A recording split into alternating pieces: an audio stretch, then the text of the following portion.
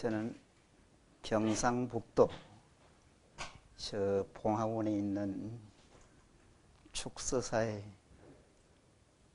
무예라고 합니다. 여러분 이렇게 뵙게 돼서 아주 반갑습니다. 오늘 법문할 내용은 행복으로 가는 길이라는 큰 제목으로 말씀을 드리겠습니다. 참선을 하면 어떤 행복이 오느냐, 어떤 만족감을 얻느냐, 그 행복으로 가는 길 중에 가장 좋은 길을 참선이다 하는데 과연 어떤 행복을 느낄 수 있느냐에 대해서 말씀을 드리겠습니다. 우리가 흔히 많이 쓰는 용어 중에서 행복이라는 말을 많이 씁니다. 행복. 사실은 말만 들어도 설레이는 말이다 할 수가 있습니다. 일상생활 쓰는 말 중에서 가장 바라고 가장 좋아하는 말이 행복이 아닐까 하는 그런 생각을 해봅니다. 행복하고 싶다, 행복한 인생 등등. 이 행복은 인생의 궁극적인 목표고 바로 이상이다, 그렇게 이야기할 수도 있을 겁니다. 그 행복의 뜻이 뭐냐?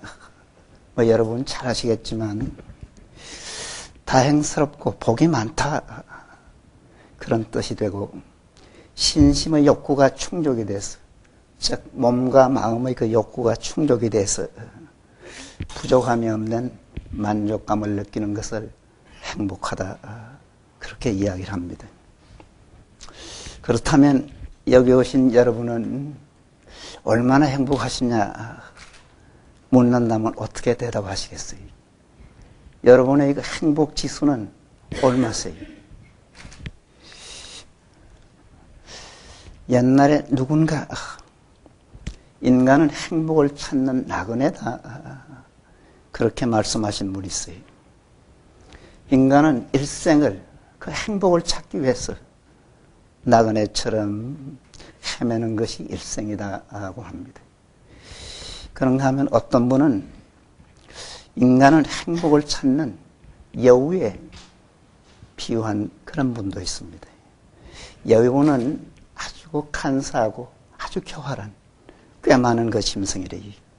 그 여우처럼 그 행복을 찾기 위해서 온갖 간사한 짓을 다 하고 잔꾀를 부리면서 살아가는 존재가 인간이다 해서 여우에 비유한 그런 분도 있습니다. 외국의 어떤 시인은 그 행복을 찾기 위해서 산을 넘고 물을 건너서 그 행복을 부르짖으며 행복을 노래하면서 아무리 찾아도 없더라는 그런 일화가 있습니다. 행복은 밖에서 찾아서는 안 돼요.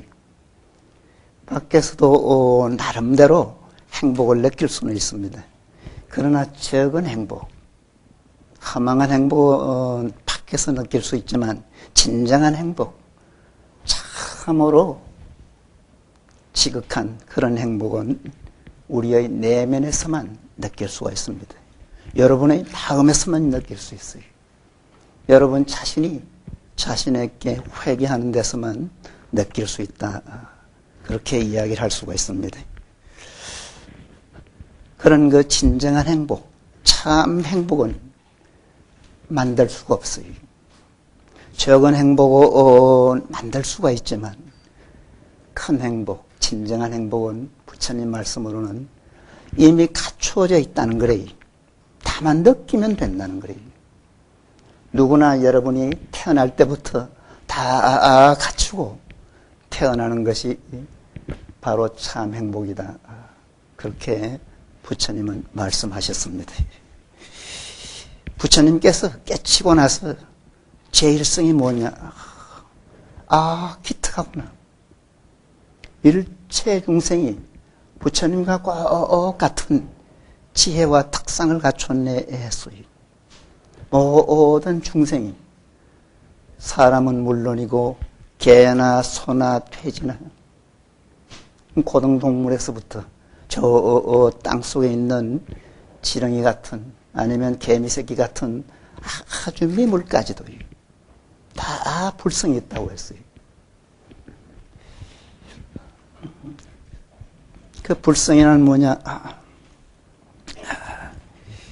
아주 초롱초롱한 그런 지혜와 그 덕상을 말이에요. 이 부처님은 경전에 보면 아주 대단한 분이래. 야, 이런 분도 있구나.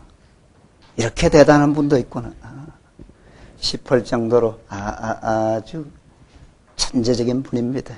아주 지혜가 초롱초롱하신 분이래.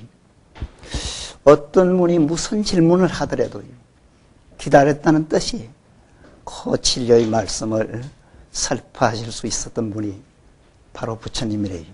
그래 천재성을 그런 누구나 다 갖췄다는 거예요. 그런가 하면 부처님을 보세요. 부처님의 32상 80종호 보통 사람하고 다른 여러 점들이 있습니다. 저런 덕상을 하니 복상이다고도 합니다. 저런 복상을 다 누구나 갖췄다는 거예요. 그래서 본래는 누구나 다 부처님의 자질을 갖추고 태어났다는 거예요. 그래서 본래는 부처다. 본바탕은 부처님과 같다. 그런 말씀을 하셨습니다.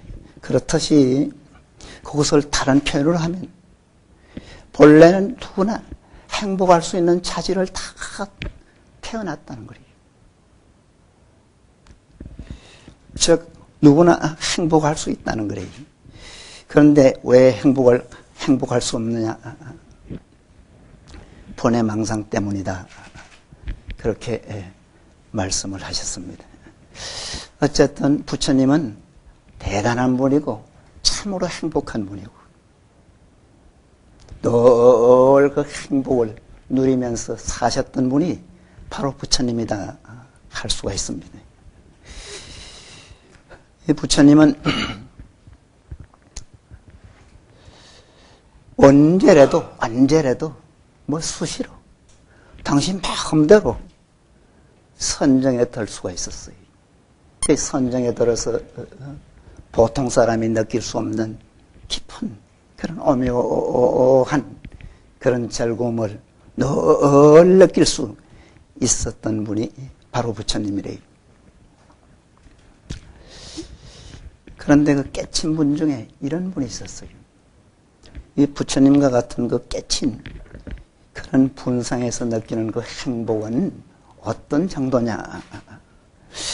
옛날에 어떤 그 선사가 깨치고 나서 사흘이나 춤을 추셨다는 거예요. 얼마나 좋으면 사흘이나 춤을 추겠어요. 그 깨침의 분상은 사흘이나 춤을 춘대로 그렇게 만족감, 행복감을 느낄 수 있는 것이 바로 깨침의 분상, 깨침의 경계다 할 수가 있습니다. 또 어떤 그런 선사는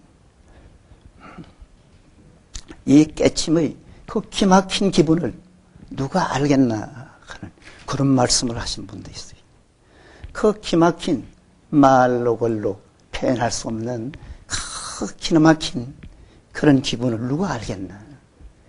그래서 주변에서 깨쳤다고 막 사흘이나 춤을 추니까 뭐가 좋아서 그렇게 춤을 추느냐.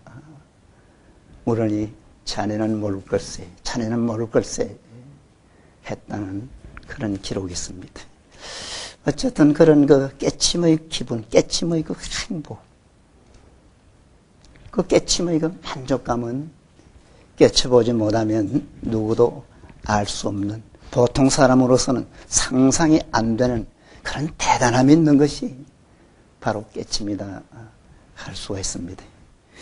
그럼 부처님의 깨침은 너무 거창하고 너무 대단하니까 좀 차원을 낮추어서 보통 수행자들이 느껴서 참 행복하다, 참으로 만족스럽다 하는 그런 경계는 어느 정도냐.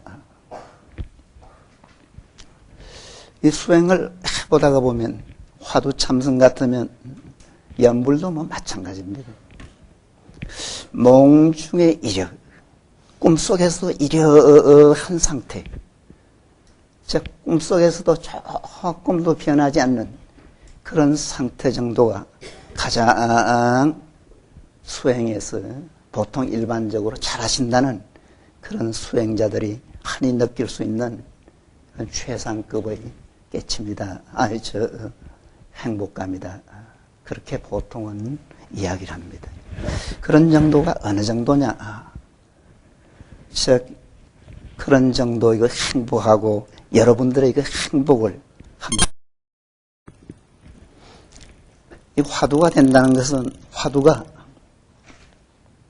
진리가 일어나는 것을 말이지. 진짜 어정이 일어나는 것을 말이지. 화두에 진짜 어정이 일어나면 집중이 됩니다. 화두에 막 몰입이 돼. 그러면 화두가 안 될 때는 이런 망상, 저런 망상, 막 온갖 망상이 가마솥에 물 끓듯이 그렇게 그 망상이 일어나다가도 일체 망상이 다 사라지고 그렇게 고요해. 고요하다는 것은 그렇게 그 안정이 된다는 거예요. 그렇게 안정이 되면 이 앉는 자세나 일거일동이 그렇게 편안해. 몸은 편하고 집중이 되면 이 마음이 아주 맑아져요. 아주 맑습니다. 이 체험을 안 하신 분은 맑다 해도 이해가 잘 안 되실 거예요. 맑으면 몸이 아주 가벼워져요. 맑고 가벼워지면 기분이 좋아요. 온 전신에서 묘한 그런 그 기분을, 즐거움을 느껴요. 그것을 흔히 희열이다 합니다. 기쁘다고 할 수도 있고 즐겁다고도 할 수 있는 아주 오묘한 그런 기분을 느끼고, 그런 기분의 극치가 뭐냐? 흔히 극락이다 합니다. 그래서 여러분들이 수행해서 여러분의 마음속에서 극락도 느낄 수 있다는 생각을 하시기 바랍니다. 어쨌든 극락까지는 너무 거창하고 너무 대단하고 극락까지는 못 가더라도 그렇게 오묘한 희열, 말로 글로 표현하기가 어려운 그런 즐거움만 느껴도 그 이상이 없는 것이 바로 느껴져요. 이것뿐이구나. 오직 이것뿐이구나 하는 것이 어쨌든 느껴집니다. 그렇게 희열, 그 법례를 느끼는 그런 상태가 되면 행복이 뭐라는 것을 참으로 느껴요. 참으로. 여러분들이 집에서 살아오면서 지금까지 느끼는 그런 행복하고는 전혀 다른 그런 행복을 느끼십니다. 그런 행복을 느낄 정도가 되면 온 몸에서 봄 기운이 일어나듯이 오묘한 그런 그 말로 글로 표현하기가 좀 어려운 그런 그 기운이 막 새로운 기운이 일어나요. 그것은 흔히 고목에서 꽃이 피는, 고목에서 잎이 피어나는데 비유하기도 합니다. 그거 다 죽었던 것 같은 그런 고목에서 봄이 돼가지고 파릇파릇하게 잎사귀가 피어나는데 비유하기도 하고, 그 화분이 겨우내에 뭐 얼어서 완전히 죽은 화분으로 생각했는데 봄이 되니까 또 촉이 트는데 그 비유하기도 합니다. 어쨌든 그렇게 온몸에서 막 새 기운, 봄 기운이 일어나듯이 막 기분이 좋은 거예요. 그런 상태가 되면 자기를 억제하기가 어려울 때도 있습니다. 그런 정도가 되면 웬만큼 어디가 뭐 안 좋다, 아프다, 괴롭다 저절로 나버리. 그것이 바로 수행의 공덕입니다. 아주 그 중병, 뭐 지병 같은 거, 그런 것은 어렵지만 웬만큼 안 좋은 그런 상태는 약 안 먹어도 저절로 나아요. 어쨌든 그렇게 즐겁고 몸이 가볍고 아주 맑은 그런 상태가 되면 정말 사는 기분을 참으로 느낍니다. 그러니 건강은 자연스럽게 뭐 말할 것도 없고 건강 좋아지는 것은 건강이 좋아지니까 장수할 수밖에 없고 그렇게 수행이 좀 깊어지는 그런 상태가 되면 아주 안정이 돼. 아주 안정이 돼. 어느 정도 안정이 되느냐. 맥박까지도 좀 서서히 뛸 정도로 안정이 되는 그런 경우도 있어요. 아주 대단한 그런 스님들은. 그래서 병원에 가면 의사는 청진기 갖다 댔다가는 뭐 큰 병이라도 난 듯이 막 죽어가는 것처럼 생각하기도 합니다.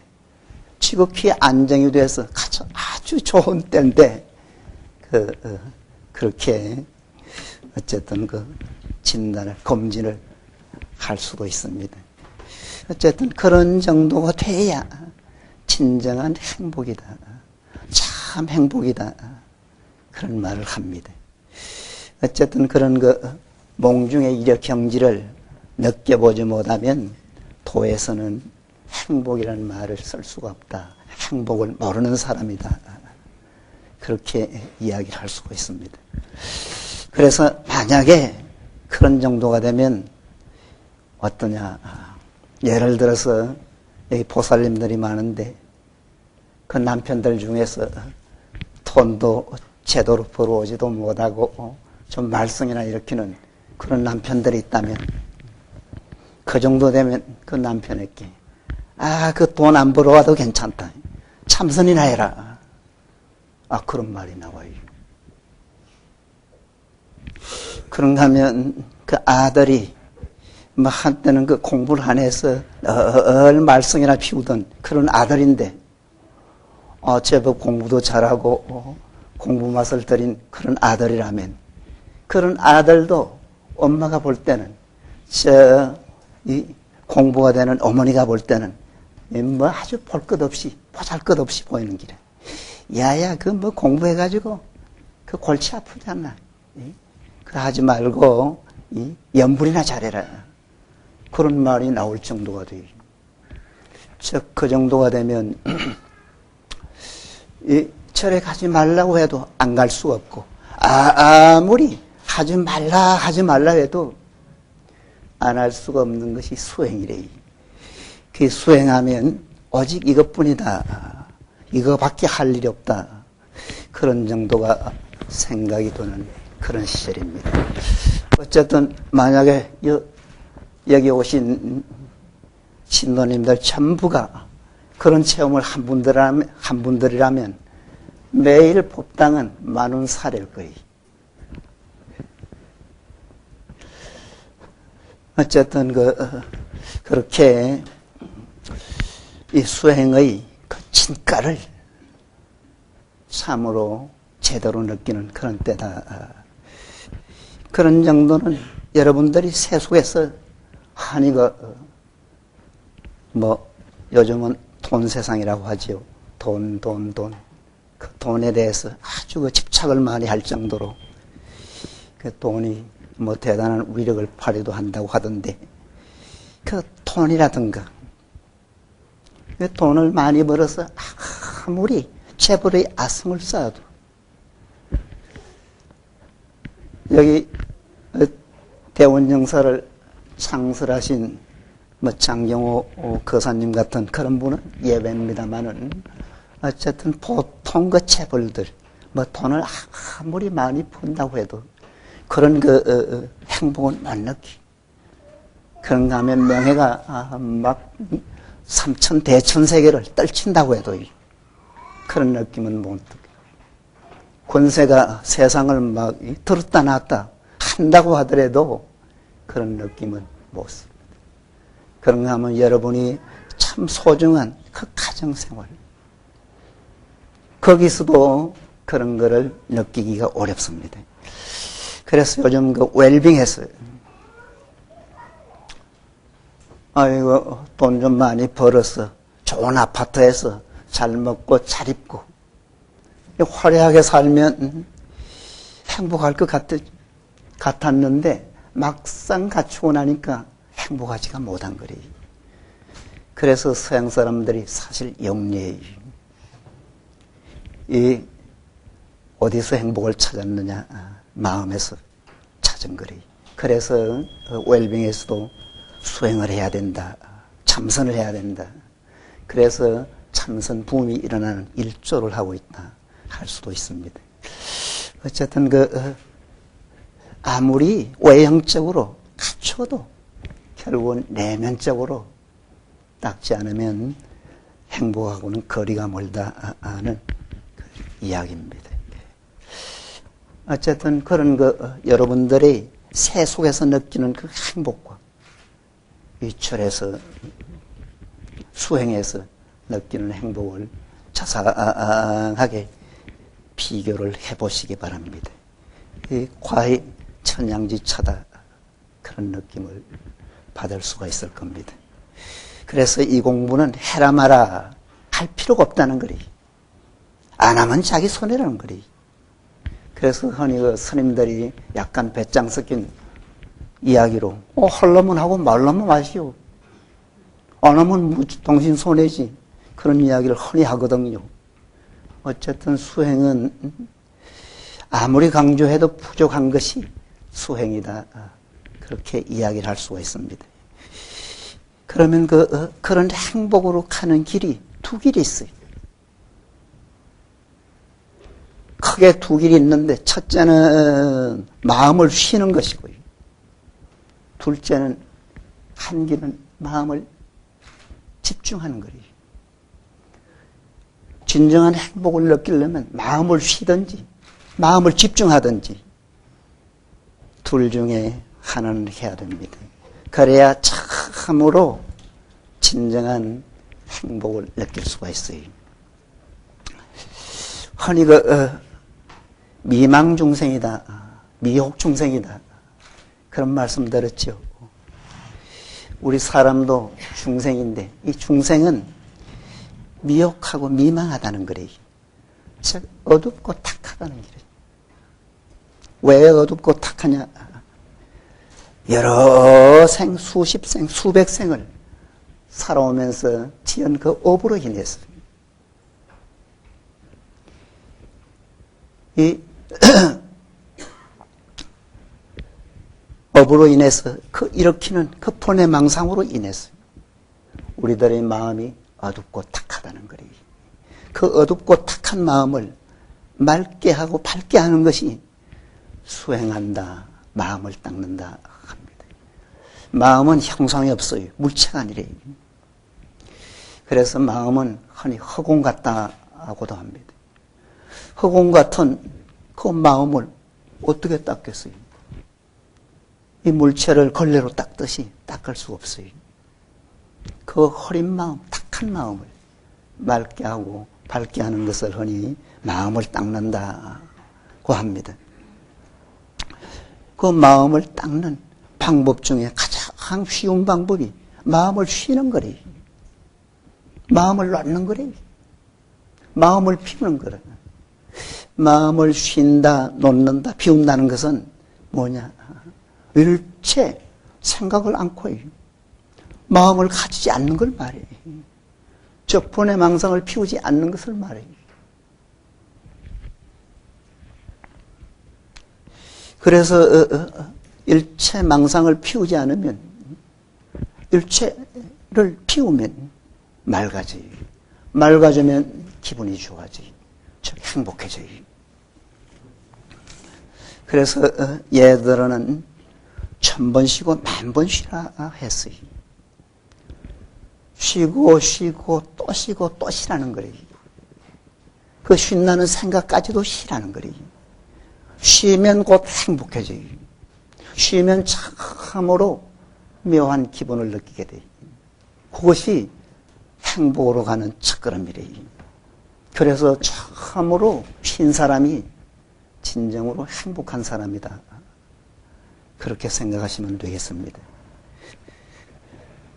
쉬어서 그 쉰다는 생각까지도 없는 사람이 참으로 행복한 사람이래.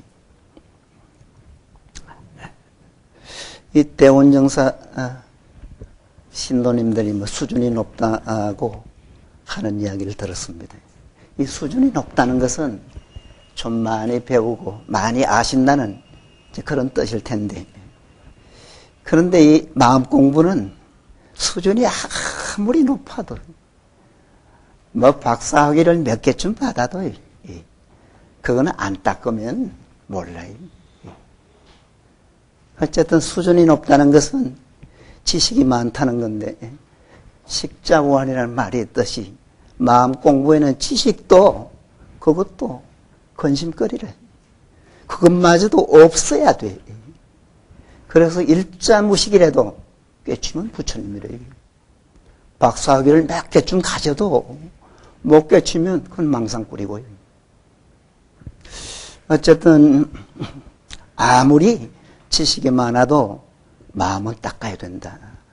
즉 지식은 여기에 찻잔이 있는데 찻잔이 여기까지 온 과정을 자상하게 해설서에 지나지나네.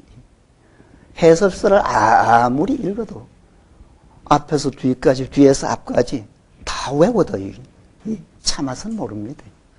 차맛은 마셔봐야 돼. 마셔보면 아 이것이로구나 바로 느껴요.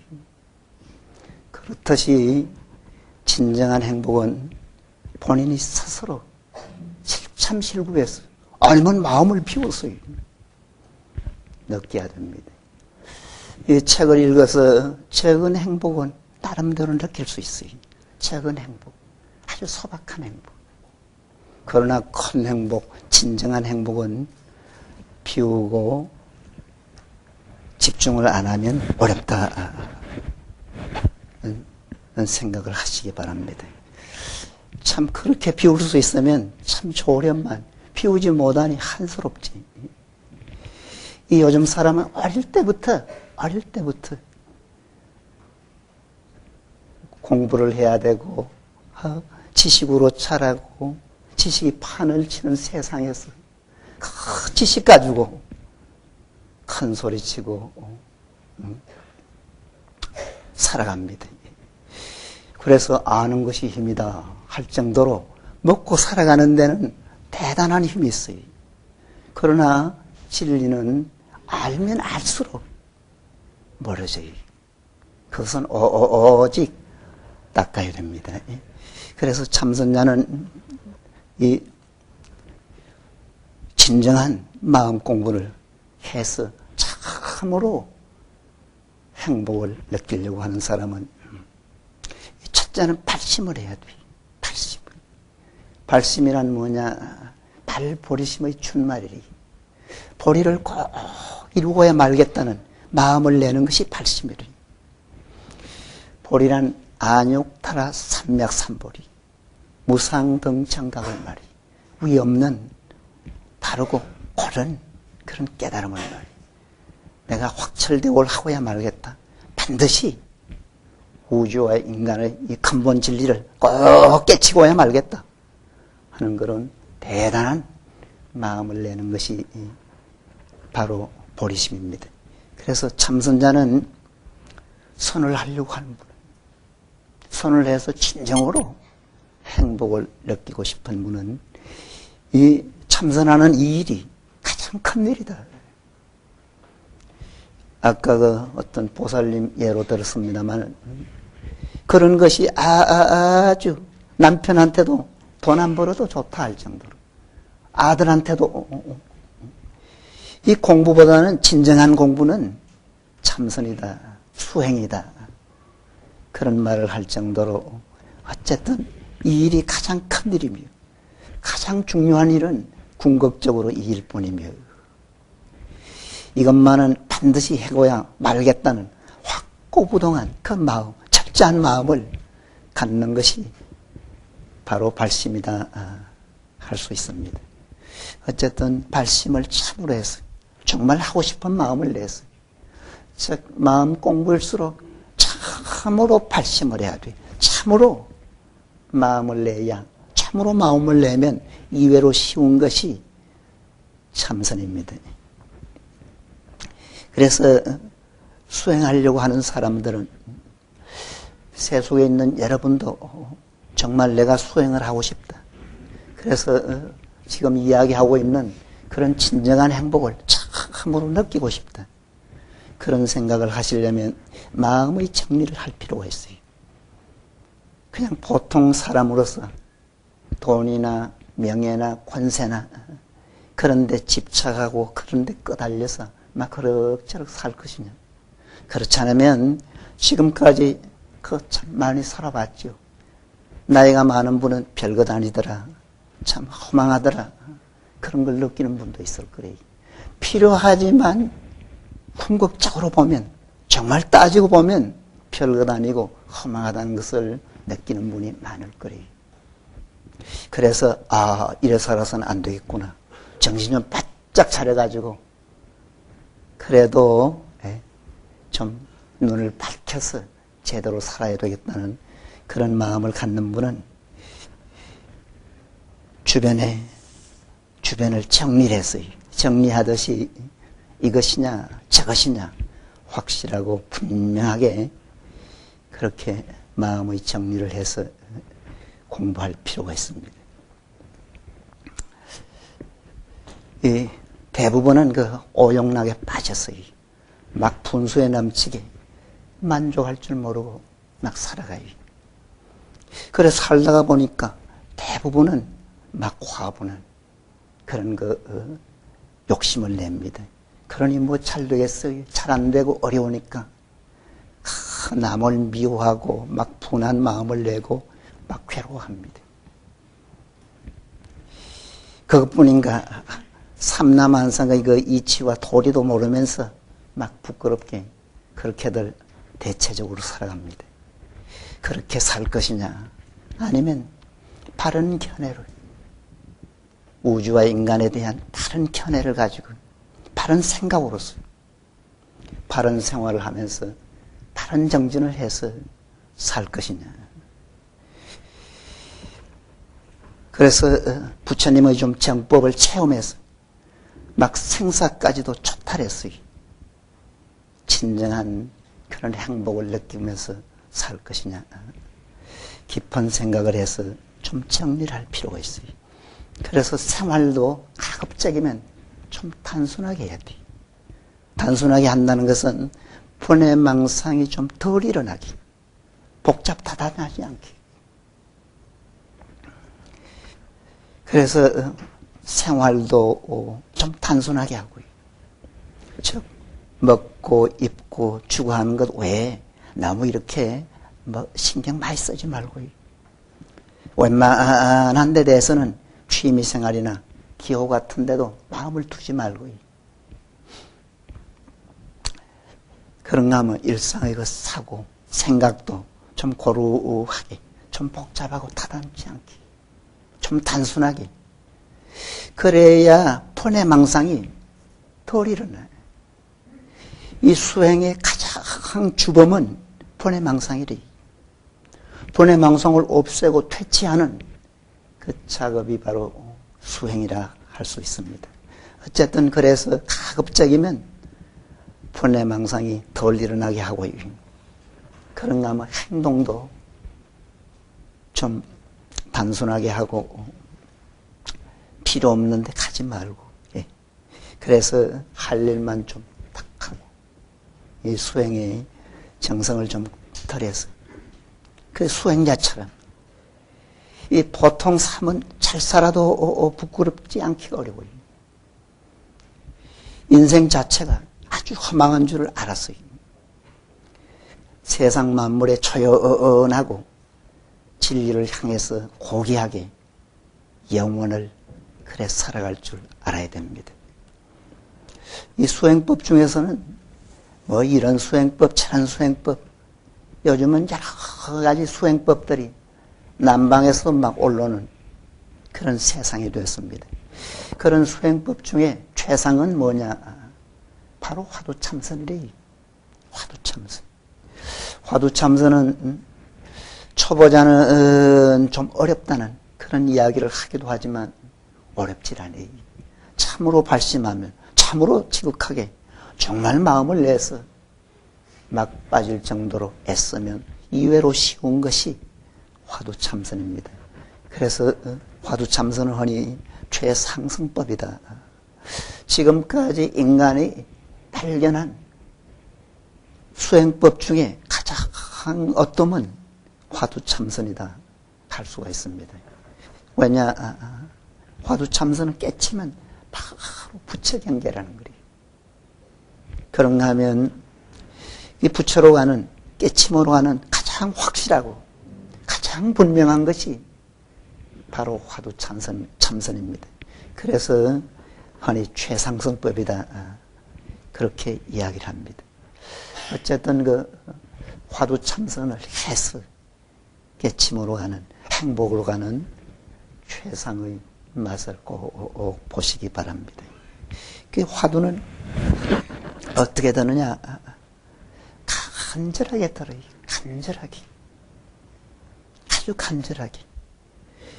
그 화두하는 데는 간절절자 한자면 족하다 해. 다른 말이 필요치가 않다는 거예요. 간절함이란 뭐냐? 절실하게 아주 성심성의껏 하는 걸 말해요. 절실함이란 뭐냐? 안 해서는 안 될 것처럼, 꼭 필요한 것처럼, 반드시 해야 될 것처럼 하는 것이 바로 절실함입니다. 이 화두는 아주 절실하게 해야 돼요. 그 흔히 며칠 굶은 사람이 밥 생각하듯이 해라 합니다. 며칠 한번 굶어보세요. 자나 깨나 앉아나 서나 밥 생각일 거예요. 그렇게 굶은 사람이 오직 밥 생각하듯이, 그렇지 않으면 목마른 사람이 큰 물 생각하듯이, 이 사막 같은 데 가다가 물이 떨어졌다. 사막에서는 물 안 마시면 죽습니다. 그렇듯이 목마른 사람이 참 오직 물 생각뿐이듯이, 그렇지 않으면 한 7, 80 된 노파가 있다고 봅시다. 그 노파는 늦게 아들을 두었는데 마치 모자가 살다가 어느 날 갑자기 아들이 행방불명이 됐어요. 그 노파가 얼마나 그 아들이 보고 싶겠어요. 참 안전하서나 차나깨나 아들 생각뿐일 거리. 그렇게 노파가 아들 생각하듯이 오직 화두를 절실하게 성심성의껏 그래 들어야 합니다. 어쨌든 화두는 아주 간절하게 들어서 막 간절해서 참으로 화두를 간절하게 들어야 진정한 그런 어정이 나고, 그런 그 간절함을 모르면 화두 참선자가 아니다 그렇게 말을 합니다. 이 화두하는 분이 간절하게 하듯이 그렇게 화두를 간절하게 해본 분은 생활 자체가 간절하게 돼요. 그래서 여러분들이 집에서 생활하는데도 그냥 예사롭게 평범하게 하지 마세요. 정말 간절하게 하듯이 참으로 종교는 행동이다. 행동을 옮기는 것이 중요해요. 이론적으로 배우는 것은 요새는 참 매스 메디아가 얼마나 좋습니까? 그 이런저런 참 법문도 수많은 법문을 듣습니다. 너무 많이 들어서 탈일 정도로 막 법문에 이 진역이 지는 그런 상태까지 돼요. 아무리 법문을 많이 들어도 실천 수행하지 않으면 즉 행동하지 않으면 큰 의미가 없어요. 어쨌든 행동으로 옮기는 것이 중요해요. 그래서 여러분들이 화두하듯이 그 간절하게 절실하게 화두하듯이 집에서 살림도 그래 하시라는 거예요. 살림도 그래 하고 직장 생활하는 분들은 직장 생활도 그래 하고요. 그런가 하면 학생 같으면 공부도 그래 하고요. 그래서 공부와 직장 생활, 공부와 생활이 둘이 아니게. 화두하는 사람은 간절하게 하듯이 인간이 피어내야 돼요. 그래서 가나 오나 안전하서나 일체가 간절함으로 통해야 됩니다. 그럴 정도로 살면 세속의 일도 그래. 그냥 보통하고 예사롭게 하는 분은 참 사실 어렵습니다. 요즘 어렵다, 경제가 어떻다 저떻다 이야기를 많이 하는데 그냥 보통 사는 사람, 예사롭게 사는 사람은 어려워요. 힘들고. 그러나 참으로 간절하게 살듯이 열심히 살고 애쓰는 분은 오히려 살기가 더 좋죠. 세상의 일반적인 그 흐름에 끌려다니고 그것을 크게 느끼는 그런 정도면 그게 잘 사는 분이라 하기가 어렵죠. 어쨌든 화두하듯이 아주 절실하게 생활까지도 그래 하는 소벌거 들으시기 바랍니다. 그래서 아무개가 철에 다니더니 사람 달라졌다고. 주변에서 좀 우러러보고 좀 존경심이 좀 나더군요. 그래서 여기 주부님들 같으면 집에서 라면을 한 그릇 끓이더라도 제대로 끓여요. 제대로. 그냥 대충 끓여가지고 맛없게 먹으려면 먹고 말려면 마시고 하듯이 그냥 던지듯이 그래 끓여내지 말고 정말 어머니 안에 그 정성이 담뿍 들어서 먹으면 피가 되고 살이 온전하게 되도록 말이에요. 그래서 삶 자체도 그래 살아야 돼. 화두만 그래 하고 참선만 잘한다고 이 수행자가 아니라 참선 잘하는 것처럼 인간 자체도 잘 살고 어지러져야 돼. 남보다 좀 앞설 정도가 돼야 돼. 어쨌든 그렇게 좀 간절하게 좀 할 필요가 있고 해야 되고요. 그리고 화두는 좀 열심히 하고 좀 성심성의껏 해야 돼. 열심히 하고 성심성의껏 해야 돼. 이 수행은 마음 공부는 그냥 형식을 갖추고 한다는 흉내를 내듯이 하는데도 뜻이 있지만 연불하는데 노는 입에 연불한다 그런 말도 있습니다. 노는 입에 연불하듯이 해가지고 안 돼.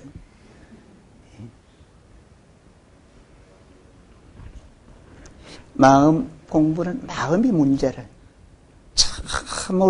참으로 대단한 마음, 지극한 마음을 내면 이외로 쉽다는 이야기를 했어요. 그게 뭐냐? 열심히 성심성의껏 하라는 거래요. 그래서 50의 힘을 가진 분이 60, 70을 하는 것하고 100의 힘을 가진 사람이 80, 70 하는 것하고 달라요. 오히려 50의 힘이 60, 70 하는 것이 더 나아요. 그렇게 최선을 다하는 데서 쉽게 바로 기합이 돼요. 그래서 부처님께서는 도를 구하고자 하면 모름지기 정성을 다해라. 정성이 감응하면 독과를 얻는다. 이건 부처님 말씀 아니래도 당연히 또 부처님께서 지극한 마음으로 해라. 지극한 마음으로 하면 능히 구하는 바를 얻을 것이다. 당연한 말씀이래요. 그렇게 도를 구하고 그 마음을 닦고 진정한 행복을 바라고자 하는 사람은 아주 정성과 지극함이 있어야 돼. 그래서니 최선을 다한다. 그런 말도 합니다. 좀 최선을 다하듯이 정성껏 할 필요가 있습니다. 그렇게 최선을 다하듯이 막 폭 빠져듯이 하는 공부야말로 이외로 쉽게 바로 될 수가 있습니다. 그래서 마음 공부하는 데는 흔히 죽음이라는 말을 많이 써요. 이 죽을 각오로 한다. 막 죽음을 무릅쓰고 한다. 막 죽기 아니면 살기로 한다. 그런 말을 해요.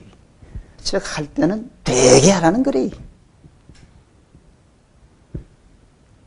그래서 아예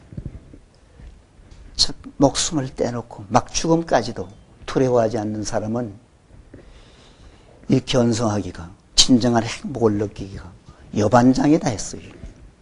손바닥 뒤집기보다도 쉽다는 거리. 이 세상에 쉬운 일이 손바닥 뒤집는 일이잖아요. 그런 거 하면 세수하면서 코 만지기보다도 쉽다. 세수하다가 보면 어레이 코에 손이 닿아요. 세상에 그것보다도 쉽다는 거리. 그래서 여러분들이 참으로 정성을 가져서 지극하게 하면 여러분 앉은 이 자리가 바로 부처님 자리를, 여러분 자신이 부처라는 것을 바로 알 수가 있어요. 그래서 세상에 나 이상 행복한 사람이 없다. 나보다 더 행복한 사람 나왔나 할 정도가 됩니다. 그 행복은 멀질 않아요. 아주 가까운 데 있어요. 다만 여러분들이 자신 내면에 충만해 있는 그 행복을 느끼지 못할 따름이래요. 그러니 여러분이 훗날 공부가 좀 잘 됐다든가 깨치고 나서 공부가 안 됐을 때 한번 자상하게 점검해 보면 참 나도 못난 사람이다. 내가 이렇게 어리석었나? 내가 이렇게 부끄러운 사람이었는가? 그런 것을 느낄 날이 있을 거래요. 이 부처님 제자 중에 주리반 탁하라고 있죠. 아는 분은 아실 거래요. 아주 전능하랴. 참 답답한 그런 양반이래요. 그러나 그분은 아주 진실한 사람이라 부처님 시키는 그대로 하는 분이었어요. 그래서 처음에는 부처님께서 그렇게 그런 줄 모르고 이것저것 시켜도 하다가는 우두커니 서 있는 거래요. 나중에는 참 너는 다른 건 하지 말고 썰고 닦으리만 해라 했어요. 썬다는 것은 마음의 때를 썬다는 거리. 닦는다는 것은 또 마음의 때를 닦는다는 뜻이고요. 썰고 닦으리. 마음의 때를 썰고 마음의 때를 닦는다. 썰고 하다가는 닦으리를 또 잊어버리고, 닦으리 하다가는 썰고를 또 잊어버리고, 그런 거 참 불행한, 참 가엾은 그런 사람이었어요. 그래도 아주 지극한 사람이라, 하라는 그대로 하는 사람이라. 하고 또 하니까 머리가 막 터져버리는 거예요. 그래서 남방 소성불교에서 최고집 아라함가를 정득한 그런 분도 있습니다. 그렇게 둔한 사람도 깨칠 수가 있다는 거예요. 여기 계시는 분들은 전부가 안에서 그렇지 깨칠 수가 있고 어떤 분보다도 행복할 수 있는 행복의 조건을 갖추신 분이다. 그렇게 생각하시면 좋겠습니다. 그래서 수행을 할 때는 여러분은 사실 참 하루 종일 24시간 풀가동 하듯이 그렇게 하시기는 좀 어렵겠지만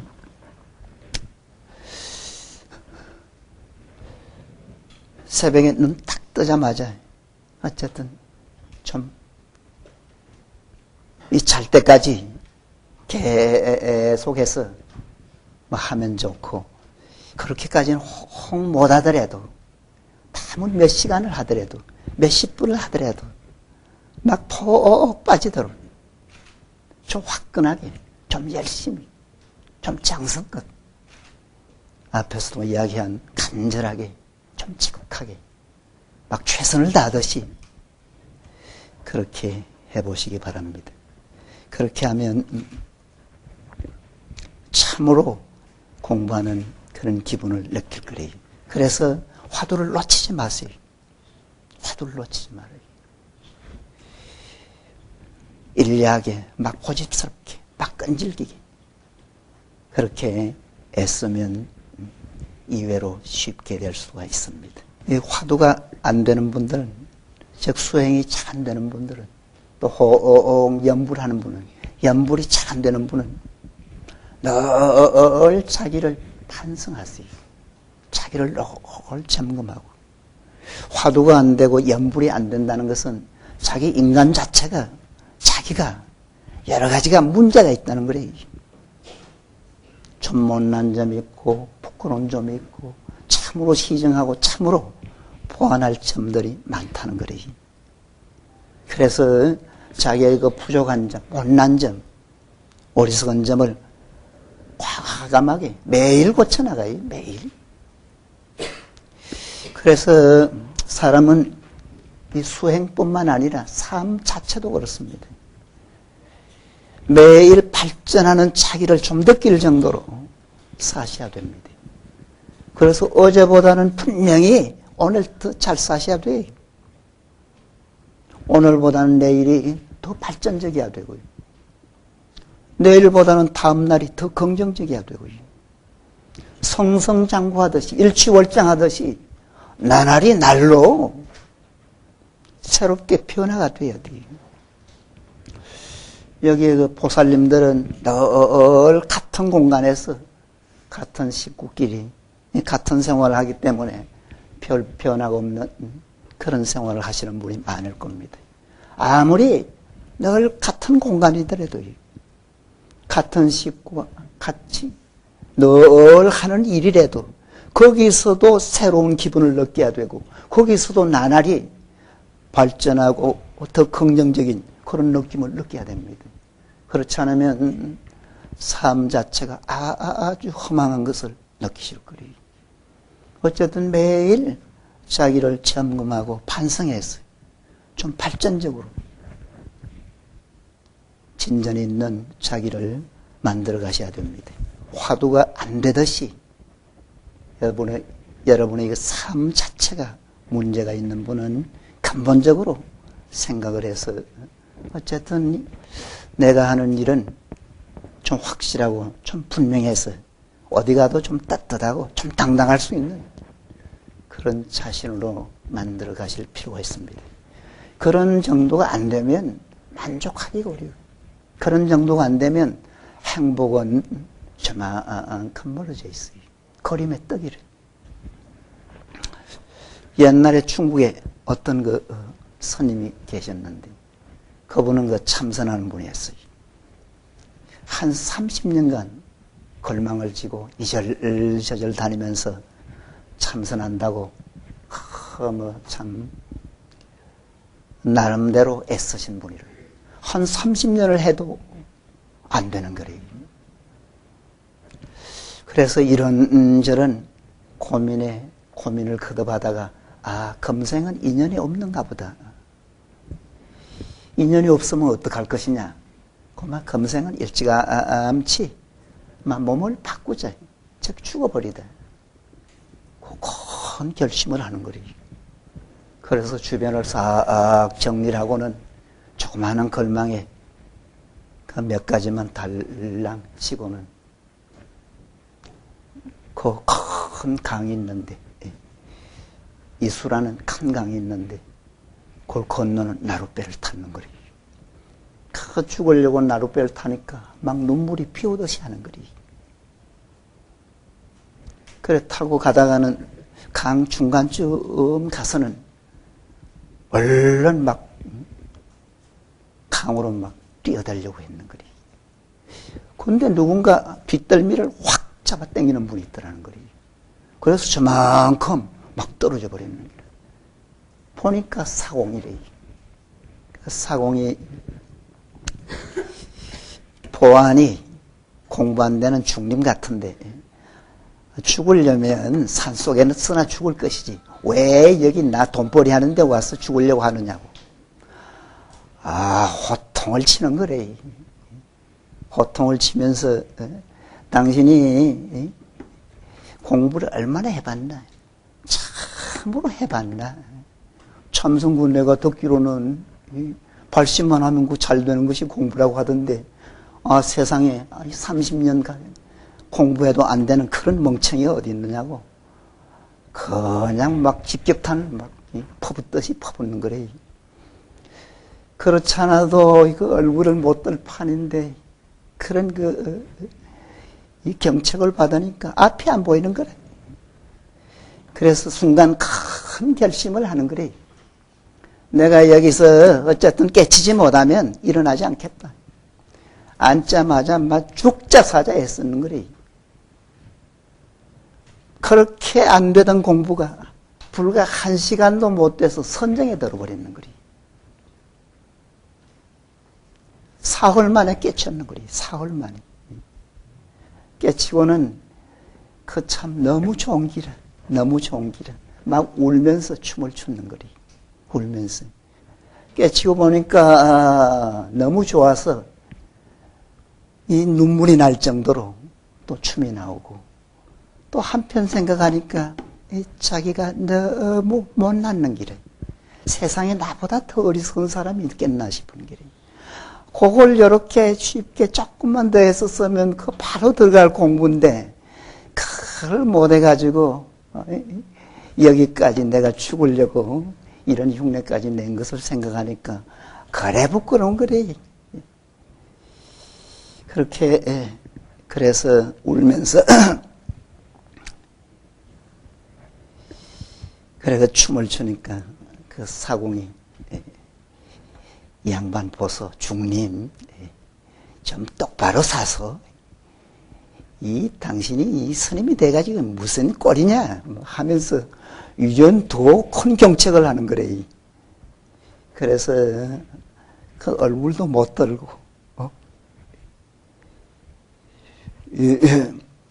그냥 막 나오려고 하니까 이 3일간 우리 배 타고 있었으니까 배값이나 내고 가라고 그러는 거래.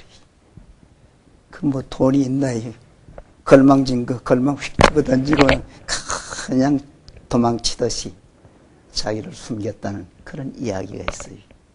즉 그렇듯이 이 지혜롭게 하면 똑바로 눈 뜨고 참으로 애쓰면 부처길도 그렇게 어렵지 않다는 거래요.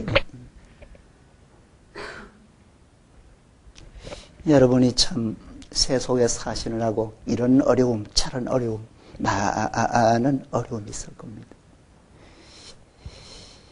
그런 어려움도 수행하듯이 아까 말씀드렸듯이 늘 반성하고 참여하고 자기를 늘 만들어 갔어요. 그래서 늘 발전적인 그런 삶을 사시면 무엇이 어렵겠어요? 안 되는 일이 없어요. 그래서 참으로 진정한 그런 행복도 느낄 수가 있습니다. 요즘은 그 참 인간이 참 앞에서도 뭐 간사하다는 이야기를 했습니다만 간사하다고 할까 요즘은 호사가 지나쳐서 죽음에 대해서도 죽음의 미학을 추구한다는 거예요. 죽음의 미학. 그래서 뭐 웰다행한다 이제 그런 말을 뭐 쓴다고 하대요. 그런데 멋진 죽음, 뭐 행복한 죽음이라고 합시다. 그런 그 죽음, 보통 웰다잉에서 이야기하는 그런 그 웰다잉은 아무리 웰이라도 사실은 그 심리적이나 의학적인 그런 치료 효과를 크게 면하지 못할 거예요. 웰다잉은 어디서 오느냐? 행복한 죽음은 어디서 오느냐?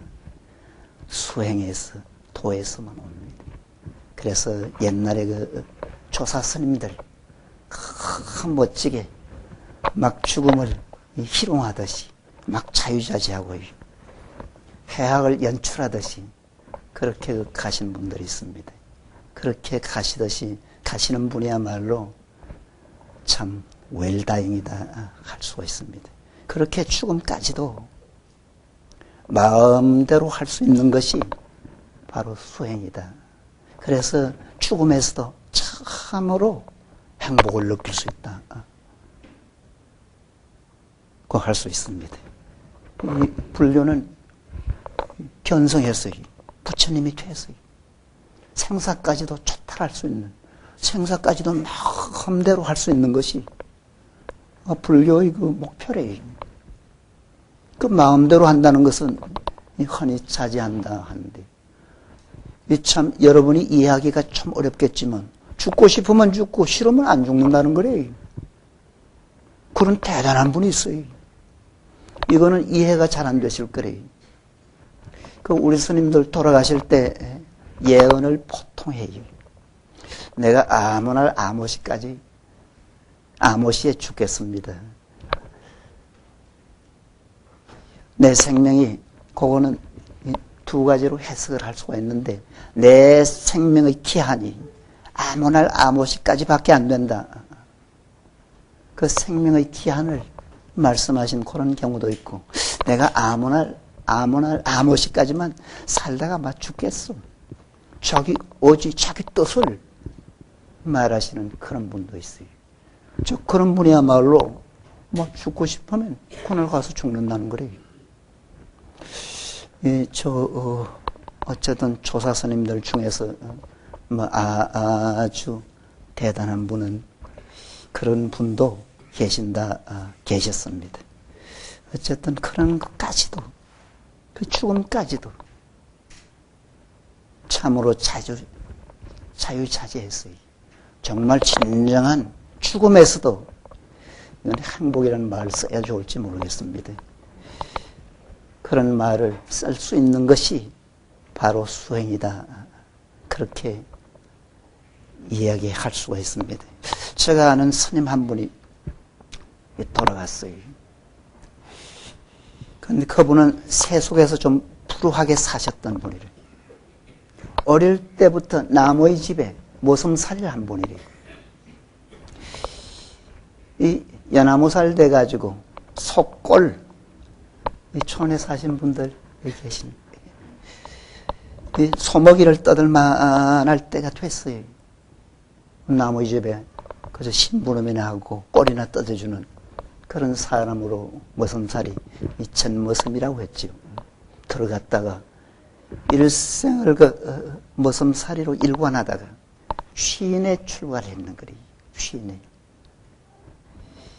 그 출가할 때도 어떤 절에서 부목으로 모섬으로 있었는데, 그 스님이 하도 불쌍하니까 넌 머리나 깎고 스님이 돼서, 이 소송될 사람이 없었는 거래. 그래서 옛날에 돌아가신 어떤 스님의 상자로 그래 만들어달는 거래. 근데 그분이 그 평소에 절에 좀 있으니까 염불을 그래 하고 싶더랍니다. 늘 나무아미타불을 했는 거래요. 스님이 되자마자 나무아미타불을 본격적으로 시작했는 거래요. 늘 나무아미타불만 했는 거래요. 그래 그 돌아갔다고 하기에 제가 그분이 이제 저 오대산 방앗골이라는 곳, 그 옆에 어떤 토굴에 살았는데 물어 거길 갔더니 돌아가셨어요. 그 저 방 위에 운목에 하얀 천으로 이렇게 모셔놨는데, 그래 이제 절을 하고는 얼굴 한번 보고 싶대요. 살짝 이렇게 열다가는 겁이 들컥 나요. 벌렁 덮었어요. 왜냐하면 웃고 있더라니까요. 시신이 눈을 뜨시고 웃고 있어요. 그냥 보통 사람의 죽음처럼 그러면 차라리 겁이 안 났을 텐데, 완전히 산 사람 같아. 그래, 한 2시간 있다가, 자상히 봐야 되겠다 싶어서, 그때는 이제 겁이 나도 이래 살짝이 또 이제 덜쳤다. 완전히 웃고 있는 거래. 눈을 뜨시고. 그래, 벗겨가지고 전부를 자상하게 받는 거래.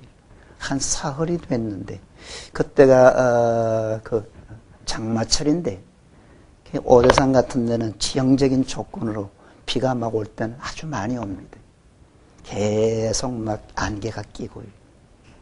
사흘이나 됐는데도 전혀 시신이 변하지 않았어요. 그런가 하면 막 숨을 거둔 그런 스님처럼 이 살이 보들보들해. 산 사람 같아요. 그러면서 이러니 웃고 있는 거예요. 지금도 참 카메라 가지고 와서 담지 않은 것이 그렇게 우회스러웠어요. 불과 한 10년 정도 됐는데. 그런 경우는 역사적으로 봐도 사실은 그런 분은 좀 드물어요. 연불이 잘 돼서, 기분이 좋은 상태에서 그냥 정지돼 버린 거예요. 숨이 딸깍 거쳐진 그런 상태일 거예요. 어쨌든 웃고 있는 내 시신을 본 적이 있었어요. 그것이야말로 정말 웰다행이 아니겠나 그런 생각이 들어요. 그렇게도 수행은 잘하면 멋진 라스트 씬을 장식할 수도 있습니다. 인도 출신의 라저니 씨라고 있었죠. 그분의 말에 미래 종교는 선이 될 것이다. 그런 말씀을 했다고요. 아마 선이 되기가 쉬울 겁니다. 이 선이 미래 종교가 돼야 인류가 평화스럽고 화목하고요. 그래서 이 지구촌이 살만 나는 그런 지구촌이 되지 않겠나 싶습니다. 요즘은 선에 대해서 막 붐이 일어난다고 해요. 서양 특히 유럽에서 많이 관심을 갖는답니다. 그래서 남방에 다녀오신 어떤 스님 이야기를 들으니까 남방의 어떤 그런 수행 처소에는 외국에서 온 막 수행자들로서 막 북새통을 이루더라는 그런 이야기도 들은 적이 있습니다. 요즘 최근에는 웰빙 바람으로 또 선에 대해서 많은 관심을 갖는다고 해요. 그것은 한 개인으로 보나 국가나 인류 전체로 봐서도 아주 고무적인 그런 현상이 아니겠나 그런 생각을 해볼 수가 있었겠습니다. 어쨌든 뒤늦게나마 선에 대해서 관심을 갖는 것은 아주 다행스럽다 그런 생각을 해봅니다. 우리 한국 사람은 이 선문화가 화두선만 해도 들어온 지가 거의 1000년이 돼가요. 그런데도 아직도 화두에 대해서 잘 모르시는 분이 많아요. 이건 사실은 불행한 일입니다. 화두는 이제 스님들이나 전문가들이나 좀 특정한 분들만 하는 그런 정도로 생각할 정도로 아주 일반화되고 보편화되질 않았다. 요즘은 화두를 많이 하긴 합니다만은 아직도 좀 그런 느낌이 들어요. 이 화두선이 이 사실은 우리 한국이 외국에 내세울 만한 문화가 무엇이겠어요? 사실 불교적인 문화뿐이래요. 즉 불교 예술품이나 아니면 이 선이래요. 화두선이래요. 화두선은 세계 제일이다. 거의 최상급입니다. 한국의 그 선사들, 여러분들 가까이 있는 선사들은 가까이 계시기 때문에 그렇게 고매하고 대단하게 안 보이는 분도 계실지 모르겠습니다만은 앞으로 법문하시는 스님들 자상하게 보십시오. 그분들의 이거 정신세계는 세계적인 수준급입니다. 그런 법문을 잘 들으시고 여러분들이 좀 화두선을 좀 제대로 해서 정말 이 부처님의 진실한 말씀이 무엇인지 불법의 그 진리가, 대의가 뭔지 확실하고 아주 분명하게 알아서 인생에 참 행복을 느끼고, 이때 원정사하고 또 법보신문에서 아주 좋은 뜻을 가지시고 이런 법회를 내는데, 이 법회가 여러분의 그 인생에 새로운 전기가 됐어요. 행복으로 가는 아주 첫걸음이 바른 그런 그 길이 되기를 바라겠습니다. 수행은 앞에서도 말씀드렸습니다마는 해라 마라 할 필요가 없는 것이 이 수행이다. 안 하면 자기 손해다. 그런 생각을 하면서 정말 내가 이 한 세상을 어떻게 살 것이냐, 많은 생각을 하셨겠지만 어떤 그런 성공보다도 수행에서 참으로 진정한 행복을 느끼지 못하면 그는 행복다운 참 행복이 아니다. 진정한 그런 행복이 못 된다. 참 행복은 수행에서만 느낄 수 있다. 수행에서도 적어도 몽중의 1여 이상은 되셔야 된다. 그런 확신을 가져도 좋겠습니다. 여러분 행복하십시오.